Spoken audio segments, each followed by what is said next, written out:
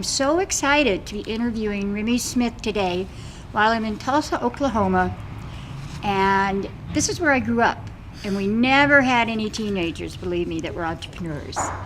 So this is one reason I'm excited to see Remmi and find out exactly what she's doing and how she's doing it, where is she going next, how she juggles her classes, her friendship, everything about that. Because she's 17, right? Yes. She's been cooking since she was 8 years old. She's had the business since she was 8 years old. Is how somebody in high school can keep her business going and host an online cooking show, write a cookbook, like global cooking for kids, take an interest in helping kids eat correctly, so to help rid the obesity problem. And she has done a show called Cook Time with Remmi, and that was picked up by Cox Communications and aired on the local cable channel in Tulsa. And this focused on kids, teaching other kids how to cook healthy. She wanted to encourage kids to have fun in the kitchen cooking. Absolutely. And in other words, get them excited about cooking and link the skill of cooking for improved nutrition. And her shows and video series, The Culinary Kid and Cook Time with Remmi, air on International iFood TV. Remmi, thank you for meeting with me today. Thank you so much for having me. I'm very excited. Yes, I am too. And, I've been following you. So, I think I saw something of yours when you were 13. Oh, goodness. So I was really surprised to find out how old you were, because it was so far back and they don't put a date on it. Oh, yeah. Knowing that I had to come to Tulsa, I thought I have to get in touch with you. So I'm so glad you did. Yes. So your passion is cooking, Yeah. and bringing awareness to childhood obesity in the U.S. How did you get interested in cooking so early, at age 8? And also, who taught you? Well, I've always loved food. Like, ever since I was a baby, it was a natural instinct of mine to just be in the kitchen, but not necessarily for cooking reasons. Whenever my mom was making dinner, I would always just trail after her and snack on, whatever she was making. And then by the time dinner came, I was full, and the rest of my siblings had less food. And so my mom actually decided that she wanted to put me to work instead of eating all the dinners. So I just, washed vegetables, make salads, easy stuff a 4-year-old could do. But either way, I became enamored with food and cooking and being involved in the behind-the-scenes process. And so my mom, she saw this in me, and she sort of fostered different, she fostered this, and she helped teach me different cooking techniques that were basic, like roasting and boiling and baking. And then after I started my cooking show, I actually was able to get in touch with a lot of local chefs who own their own restaurants, and I was able to go behind their kitchens, and they taught me different techniques, which is absolutely amazing. Very cool. Tell me a little bit about, your cookbook after working with these chefs. Was somebody a mentor that helped you write this? This is everybody. This is so cool. This is so easy to read. It looks really good. So who helped you with this? Well, actually, Global Cooking for Kids, it's actually aimed for kids. So we feature recipes that kids can make. They're all fun. We have a lot of pictures in there, mostly ones of me being silly. And it's very colorful. And actually, what we did was, once I created the recipes, we had other chefs, mainly Michael Minden at Michael V's. He's been one of my best mentors along the way. I was going to ask and you. he helped me to sort of proofread it, make sure everything seems right and okay. And he definitely helped me along the way of writing this book. Okay. You've been a columnist, let's see, for the Amazing Kids e-magazine and Tulsa Kids magazine. So tell me, how do you, first of all, why do you, most kids don't like to write. Most kids would not do what you're doing. And then to juggle the time to write and to do the cookbook. How does this come together? Well, I didn't really think of, personally, I've always loved writing. Even as a kid, I wrote little weird short stories that didn't make any sense. Anyway, but I realized that I love to write about things that I love, which is food. And so writing the cookbook was really no trouble for me. And most of it is really recipes that are fun to experiment in the kitchen with. So, it was always just a joy to learn about new foods. And then the great thing about this book is that I actually don't just do, it's not just a recipe book as you would expect, but there's different fun facts about the countries and the origins. And so like it was in a journey. It's history Yeah, lesson. it's educational and fun. And so it was super awesome when I was writing this. And then writing columns for both Tulsa Kids and Amazing Kids. I'm writing to kids, which is I think the best part about it, is that I can relate to the younger generation and their struggles in the kitchen, or maybe just starting out in the kitchen. And so I just think channeling that inspiration definitely has helped me write. Okay. And you have another cookbook.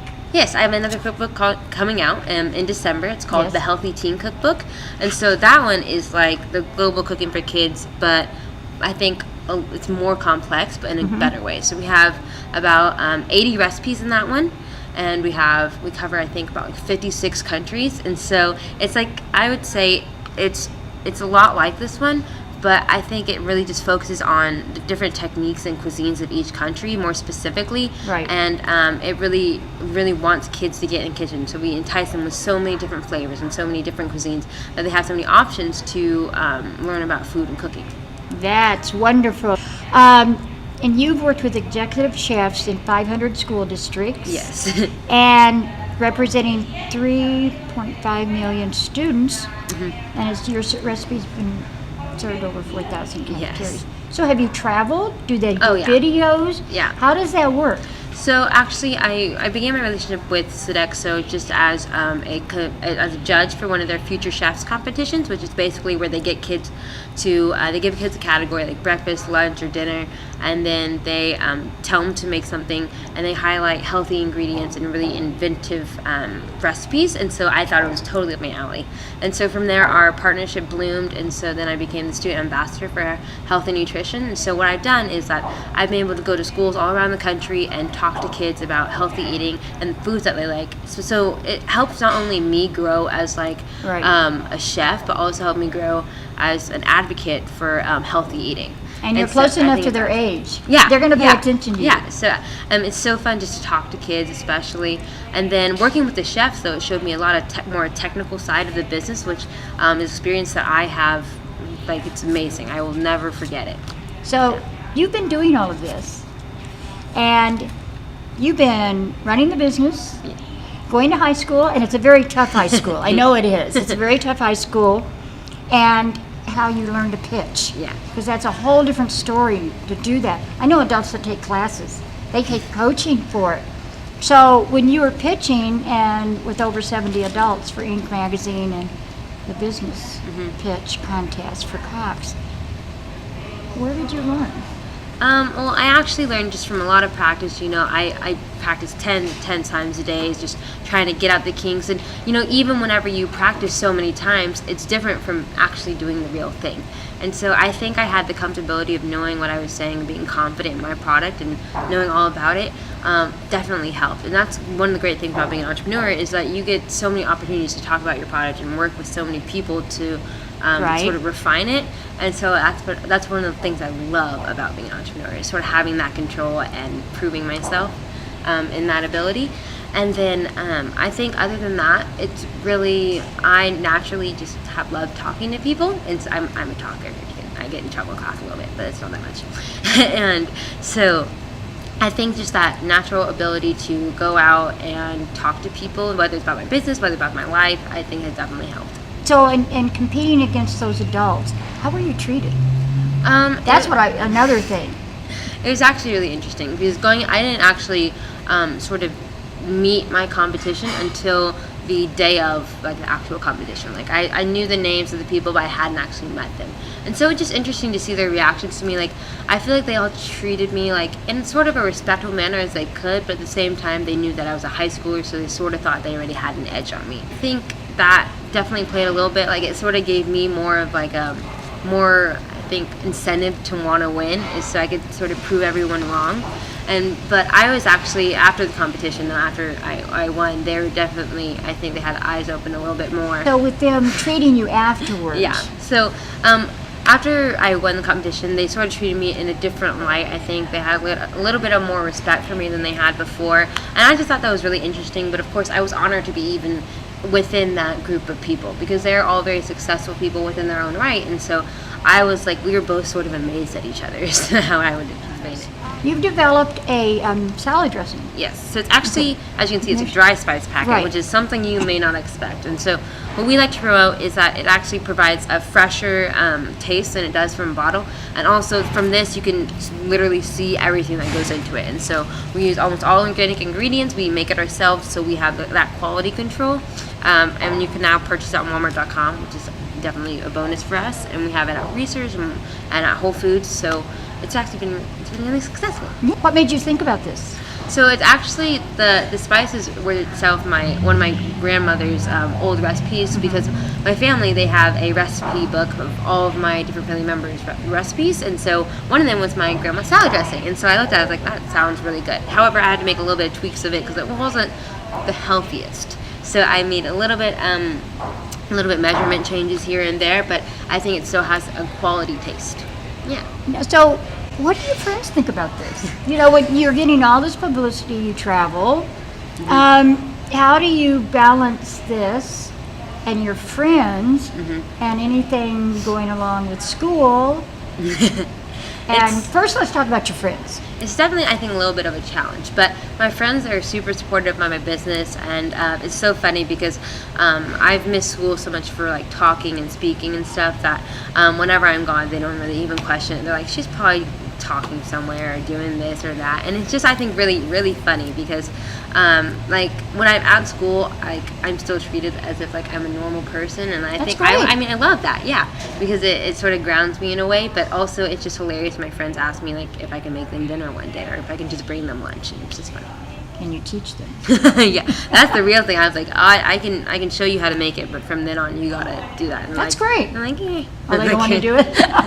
Yeah, so I think in the beginning of my business, since I was only 8 years old, school Yeah. really wasn't a huge play into that because it was like I was 8th grade. I was like second grade, so we didn't have much homework per se. Right. But I think as I've grown up and learned more, I've sort of I don't think I quite found the perfect balance, but I'm still working towards it. So I found that weekends and after school are my prime hours for business, and so time management is what I'm really working on, and I think I'm getting better at is, you know, doing all my homework as soon as I can and getting that finished, and then working on my business because that's what I really want to do, and getting homework is like sort of. Now, what do your teachers say? Because sometimes teachers aren't real good about these things, Yeah. and sometimes they're great. Yeah, so especially in middle school, my teachers would definitely have felt more involved in my business, like meaning that they sort of knew about it more and were very supportive of it, even though I missed a lot of school. They helped me catch up along the way. And in high school, a lot of my teachers have been the same, but the thing is I have such a different rotation of teachers, and as a middle school, I had like the same set of like 7 teachers for like 3 years. In high school, it sort of changes with each quarter even. And so I think developing that relationship with them and showing them my business and having them learn about it and explain the whole thing has been a little bit of a trouble because they don't understand why I'm gone so much. But once I explain it, they're very understanding, and I like to take harder classes like AP or honors classes just to challenge myself because I love school as well. And so I think that in itself is a little bit more difficult. However, they are willing to work with me before and after school, and they're just That's amazing. great. You ever And take a vacation? Yeah, Okay. we have to have some downtime. You know, you can't always be working because that's Right. not very fun, and you get overstressed. And so I always make time to plan. I have to plan with my friends. The thing is, I can't just spontaneously do something because my life revolves around a schedule. And so I always schedule in an hour or two each week at least. I mean, that's pretty conservative with my friends, just so I can have some sanity. Is what I like to say. You're in business with your family. Yeah. Your mother and your sister. Yes. And yourself. So, how does that work? I mean, I know your mom's probably a mentor, Yes. and I don't know how old your sister is. But She's I think 19, 20. She's 20. Okay, so I'm sure she's Yeah. advised you. How does it work working together? And then you're at home together, and you have to do your homework. Yeah. And I'm sure your mom's not worried. Yeah. She wants to make sure you do that. Yeah. And your sister's a little older. Yeah, she's actually in college. The dynamic I think our family dynamic has definitely changed a little bit because my mom, she's not only my mom, but she's also my business partner. So in certain Right. aspects, she's my superior because she's my mother, but in other aspects we sort of had to think of each other as equal because we're business partners, you know. And so I think finding the sweet balance in there, we're still getting there a little bit. So there have been some fights that were not very pretty, but it's okay. We resolved them in the end. I mean it's typical teenage daughter mother stuff, you know. And so I think that has definitely been, I think one of the more difficult maybe parts of working with family, but at the same time it's also been very beneficial because my mom is someone who has known me best. You know, she knows me in and out of business and just me as a person. And I think having that kind of intimacy has especially helped to grow my business because she knows what I need and she helps me get there.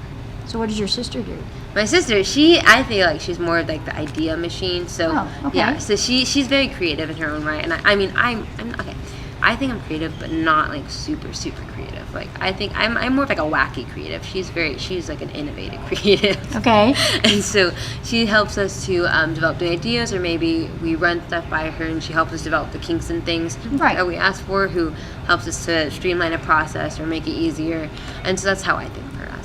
So we know how this has impacted your business. I mean, your parents and all of that, and your sister. When you started this, but your parents saw, as you were saying, saw your creativity with it and encouraged you. You know, that's what. Now, if somebody's parents weren't encouraging them, what would you tell them to do?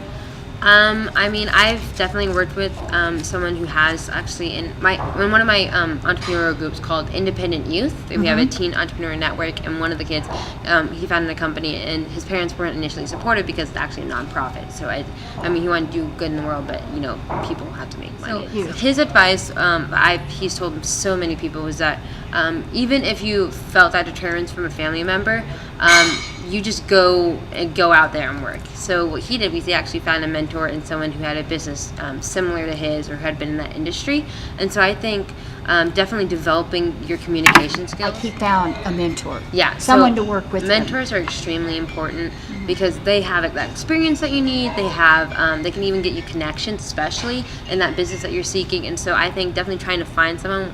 And to a certain extent, like depends on what business, of course, you're having. Like if you're in the food industry, or if you're in the fashion industry, you're in the tech industry, finding someone who can at least help you along the way with any questions you might have is very important. And you want a mentor who can help you really get involved. You know, so you may choose someone who's successful, but they don't really have time for it, and so that's not going to help you. That's not going to help you with it. Yeah, so I would definitely suggest looking for someone who's had a lot of experience and who is. I mean, a lot of entrepreneurs actually out there, they love working with teenagers because they love seeing that excitement and that passion. Right. And so I think a lot of times that they'd be willing to work with you. So who are your role models? So I think my super like celebrity chef role model would be Rachel Ray because I loved her since the beginning. She is always promoted having fun in the kitchen and, you know, making food that tastes good. And she also, I think she just makes cooking such an engaging experience. And so when I was younger, that sort of drew me in as well, was so you could have so much fun in the kitchen and show the joy that you have, you know. And so that's sort of what inspired me to have a cooking show, was Rachel Ray and her passion. And then also Bobby Flay, just because he has so many skills and I would love to like learn what's in his brain because he's just awesome. And as far as business wise, I don't know if I have a business role model per se, but I look up to that sort of classes with my mentors, because I look up to my mentors because they're the ones who help me along the way, and I just feel like they're successful. And so one of my business mentors would be Wes Bergman, who is the founder of Beta Box, which is actually a business incubator. Right. What Chef Flip Box is, it's actually a fresh meal kit delivery service. And so we want to try to get kids in the kitchen, and so that we found this was the easiest way. If we provide them with ingredients and we provide them with a recipe, there's no other reason to stop them. And so we feature almost all locally sourced ingredients, especially because we want them to learn about that and know the importance of locally eating and sustainability. And so almost all of our recipes are actually all of our recipes are really fun to make. Kids can make them, and we really just want to promote a fun time in the kitchen while cooking. So we actually entered the Beta Box program last year with a different idea. We had the same name, but it was actually a snack box that offered healthier alternatives to like traditional snacks. You may get like chips and stuff like that, but these were healthier ones that offer the convenience of having it at your door, so you don't have to worry about it, and you can keep it in your car. And then whenever we met with Beta Blocks, we decided to pivot the idea because we felt that cooking went so much better with our original mission of getting kids in the kitchen. And so what Beta Blocks has done is they provided us with mentors. We go to classes about entrepreneurship, and so we have that experience of working with other entrepreneurs and learning the different struggles. And so that's sort of what I love about the program, is that you're surrounded by like-minded people, and so each one of you is just pushing each other along the way because they know what you've been through. Right. Okay. Yeah. That's what I was going to ask you, where you learned out of being an entrepreneur. Yeah, and so especially I think, well, we actually came upon Beta Blocks because we work at a co-working space that really promotes entrepreneurship. So I think that can be a little bit difficult to find because Tulsa is really unique because we actually are on the rise of being a really great entrepreneur hub. And so some places don't have that ability. So I would definitely try to look for a community like that if you can, and if not, I would definitely recommend maybe going online because there's some great organizations that are centrally focused online because they know that some people don't have the facilities, and so I would definitely recommend doing that, especially for women. Right. See, with the Girls C.E.O. connection, it's not teaching you how to run a business. People can do that. The business plan. It's giving you, after years of studies, the skills and traits of very accomplished women, and in their communication, it's your vision and your passion and moving it on. I'm writing a book on it, and getting ready to do a conference again, and we bring in women to do breakout sessions. That's amazing. So in a way, it's teaching, and in a way, it's not the business planning part. So my question is, when you're doing all of this, where are you getting this training? Where are you getting the etiquette to speak? Where are you making sure social media is up to par? So of course I always consult my mom first, not only because she's my business partner, but because I trust her because of her many years of experience in the corporate arena, because she knows about this. And she actually took me under her wing and sort of told me how to deal with all of these things, and so I'm extremely grateful for that. And then also, along with working with my mom, I've actually developed a lot of connections within my community with I feel like a lot of smaller businesses I work with, I've been inclined to work with women because I mean, not only can I relate to them more, but I just think that it's just so interesting to see the way that women are rising in the business industry. And I love to see that power, and it's just really amazing, I think. And so I looked up to them, not only, I mean, even if their business is smaller and maybe less successful, just seeing them working day in and day out to make their dreams come true is just incredible. What do you plan next? I mean, what's your vision? You have a vision. Yes. So what's your vision? We know your mission. What's your vision? So when I was younger, I always said that I was going to go to culinary school, and that was my plan. However, as I grew older, I realized I looked at the lives of these chefs, and I don't know if that being in the kitchen 22 hours of the day is the life that I want. So I want to graduate high school and I want to go to college. So what I'm thinking is that I really want to pursue a degree in culinary science because I like science and I like math, and so I'm a little bit geeky in that nature, but I love it. That's okay. And then I also love food, and so culinary science I felt like was one of the degrees that sort of called my name out, because I actually met a food scientist back when I was 11 years old, and she told me all about her job, and I loved it. And so ever since then I've sort of had that in my mind. And so I think that's a degree I want to pursue later in life. And then I think I would want to go to culinary school, not even just to become a chef, but sort of just get that training. I would love to learn about all the specialized techniques, and that just sounds amazing. And win more things. I mean, win more contests like you're doing now. I've never seen somebody win so many contests. And chefs and business, and of course you started when you were 8. I had a little bit of years. And so that's great. So where are you thinking, or do you want to say? I don't really have a specific school in mind yet, but I think I definitely want to go somewhere in the Northeast because the food scene I feel like up there is amazing. My brother also lives in Boston, and so I think that might be a little bit a calling there. So I'm definitely looking into schools in that area. I love Boston. Oh yeah. It's my I would have moved back to Boston because I had to go back to California. I moved from Boston to California, and then when my mother passed away, when my mother passed away, I thought, do I go back to Boston? But it wasn't quite I love Colorado. Yeah. You know, but I have great friends in Boston. But yes, you're right. There's a lot of opportunities, and you would love it. So what advice would you like to give as we wrap this up? Young female entrepreneurs. What I'd like to see are more girls in high school let's get started, get interested, get started, and carry it through college and not drop it. So I think my biggest advice for that is that, I tell this to everyone, but I think women, especially with, a lot of the adversity that women face in today's society, especially involves the business realm, I think is you really sort of have to become a tough cookie, but like in the best way possible. Right. And so if you have a business that you believe in and it's a passion and you're passionate about, then I think you should just fight for it. So if anyone ever doubts you, just prove them wrong. You know, if they make you, it's great, but the great thing about that is that if you fail, you can learn from that and then get better and then just blow everyone away. And so you don't have a mortgage. So definitely use your youth to your advantage, because a lot of people are especially amazed by younger people who know their stuff. So I definitely would stick up for yourself. You should find a mentor. Definitely find a mentor, and if you can, find a woman mentor, because they have really a different perspective on business than a man ever would. Oh yes, and I know. So I think if you can find a woman in your industry near you, that would be amazing, who could work with you. Maybe even if they aren't super super communicative, like maybe every now and then, or like ask them an interview and just sort of get their feedback on your business, that would be priceless. So I think those are my biggest tips. And just, always remember to have fun. It's a business, and it is a business, but you at gotta the have same fun. time, you have to love it, and otherwise you're not going to be very happy. What last words of wisdom would you like to say? Honestly, I'd like to say, starting a business can be extremely difficult, which is like the realistic side of it. But I think if you really have that passion and that will and that determination, you can make literally anything work.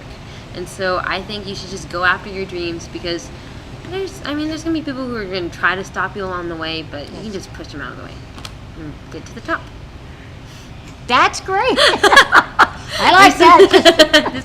Just push them out of the way. Now then, if someone wants to get in touch with you, a young woman, how do they do that?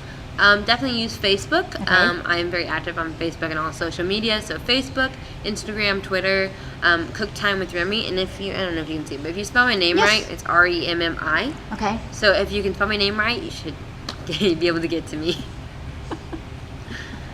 Okay. That's it. It's a pretty standard. But of course, you can go to my website, which is cooktimewithremmi.com. You just got to spell it right, and you're good. And everybody can look at your videos. Oh yeah, definitely check them out. This has been great. Thank you. Thank you. And I'm going to watch to see what goes on. Thank you so much.